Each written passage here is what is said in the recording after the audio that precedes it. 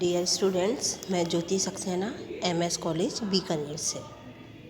Student, आज हम एक नया टॉपिक स्टार्ट कर रहे हैं। आदेश की एकता या यूनिटी ऑफ कमांड किसे कहते हैं।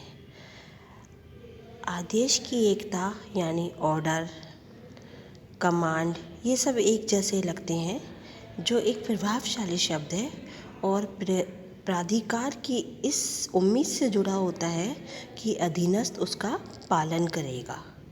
डायरेक्ट कार्य करने के संबंध में सुझावात्मक स्थिति तो बताता है। कमांड शब्द सबसे पहले सैन्य प्रशासन में प्रयोग किया गया था। वहाँ नियंत्रण, अनुशासन और आज्ञाकारिता को महत्व दिया जाता था। आदेश की एकता इस सिद्धांत को बताता है कि कर्मचारी को केवल एक ही उच्च अधिकारी से आदेश मिलना चाहिए। लोक प्रशासन से संबंधित संगठनों में आदेश की एकता का पालन किया जाता है।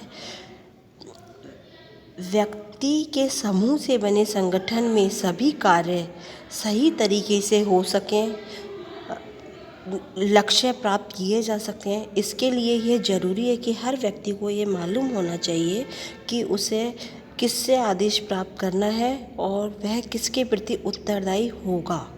यदि संगठन में कर्मचारी को एक से अधिक अधिकारी से आदेश मिलेंगे तो वो कंफ्यूज हो जाएगा और उसको यह पता नहीं चलेगा कि कैसे काम करना है, किसका आदेश मानना है और किसका आदेश नहीं मानना है।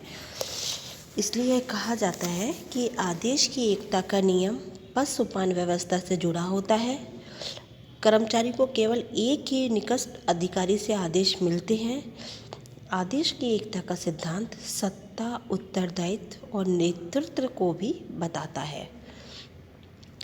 आदेश की एकता के बारे में अलग अलग विद्वानों ने अलग अलग इसकी डेफिनेशन दी है। जैसे फिफ्नर और प्रेप्थस ने कहा है, आदेश की एकता की अवधारणा का अर्थ है कि किसी संगठन के प्रत्येक सदस्य को केवल एक ही नेता के प्रति उत्तरदायी होना चाहिए। जबकि हेनरी फयोल का कहना है, यह वह सिद्धांत है जो यह मानता है कि किसी कर्मचारी को केवल एक निकटतम अधिकारी द्वारा ही आदेश दिया जाना चाहिए।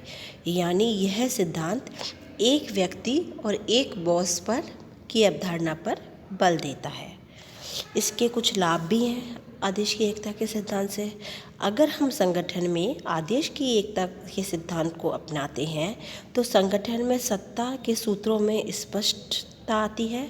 हर कर्मचारी ये जानता है कि उसे किससे आदेश प्राप्त होने हैं।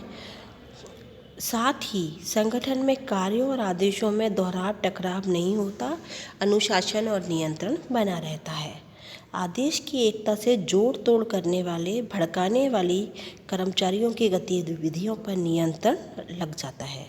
संगठन में कार्यकुशलता पनपती है, इसलिए ये सिद्धांत जरूरी है। हेनरी फयोल ने ये कहा है, यदि आदेश की एकता के सिद्धांत का हम उल्लंघन करते हैं तो सत्ता निर्बल हो जाती है, अनुशासन संकट में पड़ जाता है और व्यवस्था भंग हो जाती है और संगठन के स्थायित्व को खतरा उत्पन्न हो जाता है।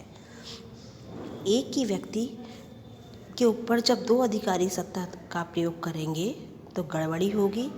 ऐसी स्थिति के चलते रहने से अव्यवस्था बढ़ती रहती है। इसके दो परिणाम निकलेंगे, या तो वह अधिकारी का लोप हो जाएगा या संगठन पुनः स्वस्थ हो जाएगा या संगठन विनाश की ओर चला जाएगा। वास्तव में किसी भी संगठन की रचना दोहरे नियंत्रण के अनुकूल नहीं होती है। इसलिए आदेश की एकता के सिद्धांत का बहुत सावधानीपूर्वक प्रयोग करना चाहिए।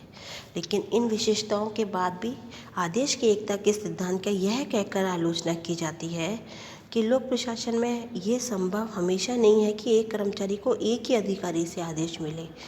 तकनीकी और वैज्ञानिक क्षेत्र ऐसे हैं जहां एक व्यक्ति को कई उच्च विशेषज्ञों से आदेश प्राप्त होते हैं, इसलिए आदेश की एकता बनी नहीं रह सकती। साथ ही विकास प्रशासन में जिला कलेक्टर को कई विभागों से आदेश प्राप्त होते हैं। औद्योगिक प्रतिष्ठानों में भी एक श्रमिक को कई पर्यवेक्षकों से नियंत्रण या निर्देश मिलते हैं। F.W. टेलर ने आदेश की एकता की अवहेलना की है और यह कहा है हर कर्मचारी के ऊपर 8 पर्यवेक्षक होते हैं। कूटनेता, गति नेता, निरीक्षक, मरम्मत नेता, कार्य की व्यवस्था लिपिक, निरीक्षण लिपिक, समय और लागत लिपिक, कारखाना अनुशासक। इसलिए आदेश की एकता नहीं बनी रहती। आदेश की एकता की इतनी विशेषता बताने के बाद भी कई बार आदेश की एकता प्रशासन में महत्वपूर्ण मानी जाती है, क्योंकि एक व्यक्ति को केवल एक ही उच्च अधिकारी के द्वारा आदेश मिलता है।